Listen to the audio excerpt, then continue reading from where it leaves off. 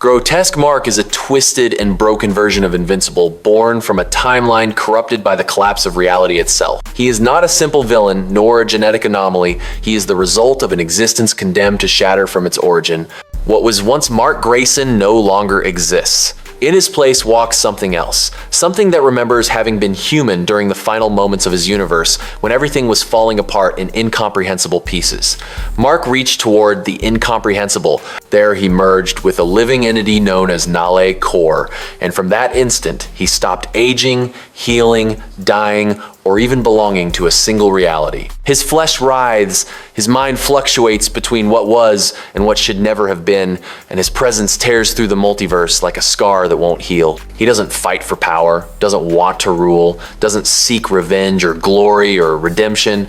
He just wants everything to end, everything forever. In one of the darkest timelines of the multiverse, the Viltrumites, blinded by their obsession with absolute survival, committed their greatest error. Fearing an inevitable end, they sought to create a Mark Grayson who could resist not only the passage of time, but the total collapse of existence itself. Their goal was to mold a being who would remain standing when nothing was left. No planets, no civilizations, no memory, only him. To achieve this, they stripped him of his natural limits, subjected him to directed mutations at the molecular level, redesigning his body with forbidden technologies and science that bordered on the unnatural. They altered his DNA, made him denser, more resistant, more isolated, but in the process, something broke, not in his flesh, but in his soul. The procedure wasn't a success, it was a condemnation. And then the universe failed. That timeline, fragile by nature and altered by excessive ambitions, collapsed. Matter crumbled upon itself, time frayed like old fabric, and logic evaporated. But Mark didn't die with the others. Something kept him standing in the middle of the collapse. In the heart of that apocalypse, something opened a portal not to another place, but to another kind of existence. A dead universe without energy, without structure, without meaning. From there emerged Nala Eor.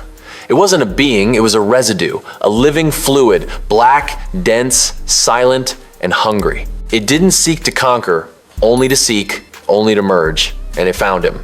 The contact was immediate. The Nalai Cor didn't offer him power or salvation. It slipped inside his body and embraced him like a living shroud, transformed his flesh, deformed his mind, and revealed truths that no living being should know. Reality hadn't just failed him, it had betrayed him. Since then, Grotesque Mark doesn't live like the others. He no longer belongs to a timeline. He no longer dreams of being a hero, son, person. He is a walking fragment of what remains when the universe decides it's not worth continuing. He exists trapped between life and decomposition, wandering through dying realities, dragging his mutilated body from one dimension to another, leaving a mark that cannot be erased. The Nalai Cor is not a common substance.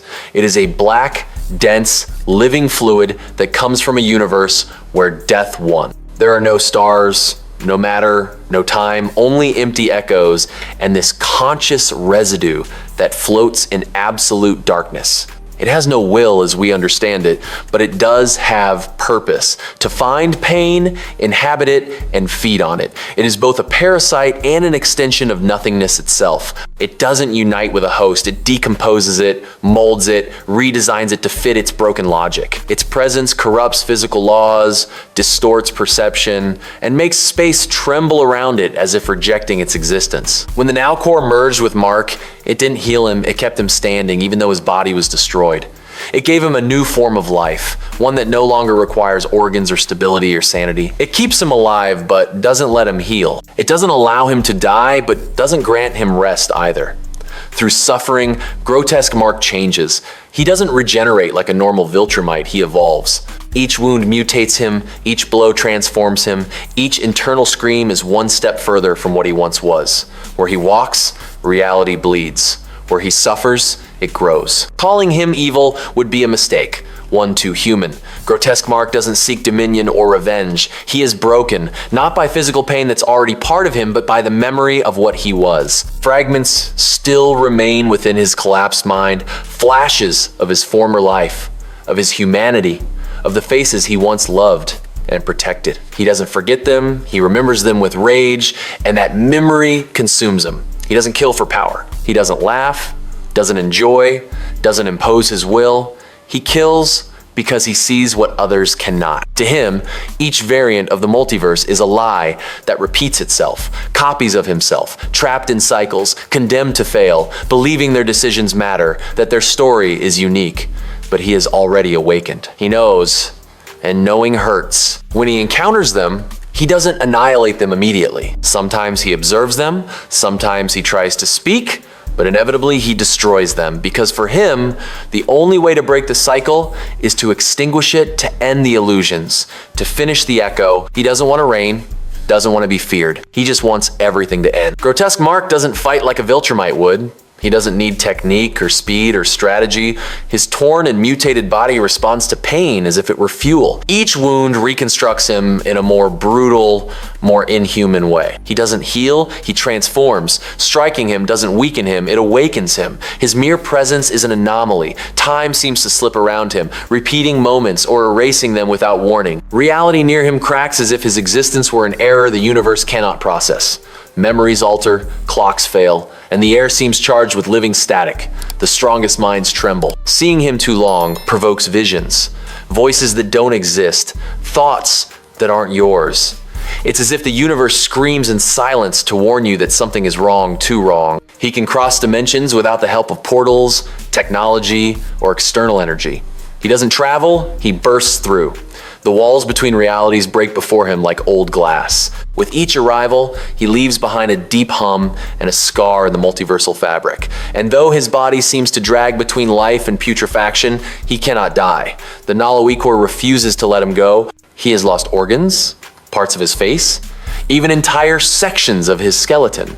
But he always keeps standing like a corpse, animated by pain. Grotesque Mark is not a threat because of what he can do, he is a threat because there is nothing that can stop him. His heart stopped beating years ago. He sees everything as false, calls other variants echoes in denial, shadows of what was once real. To him, the multiverse is not a wonder, it is a mirage in ruins. He doesn't heal like normal Viltrumites. The more damage he receives, the more monstrous and powerful he becomes.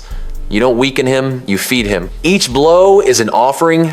Each attempt to destroy him is one step closer to his true form. Just seeing him for too long fragments the mind, causes memory loss, confusion, hallucinations.